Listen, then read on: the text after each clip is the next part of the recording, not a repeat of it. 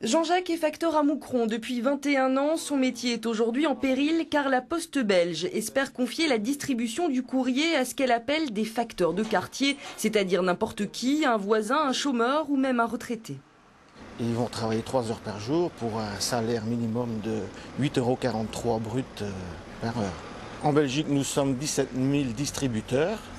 Si les facteurs de quartier se retrouvent sur le chemin, eh bien c'est sûr qu'il y aura 2/3 d'emplois en moins. C'est la fin du facteur. Ce projet de facteurs low cost, comme on les surnomme déjà, est pour l'instant gelé. L'important mouvement de grève de jeudi dernier n'y est pas étranger. 70 bureaux de poste, comme ici à Gorin, étaient perturbés, voire à l'arrêt. En Belgique, la poste est privatisée depuis 1998. Prochaine étape clé, la libéralisation du marché en 2011. Au départ, l'État était actionnaire tout court. Après, ils ont vendu des parts à un consortium qui était formé de Poste danoise et de CVC. CVC qui est un investisseur privé et qui s'occupe d'un fonds de pension.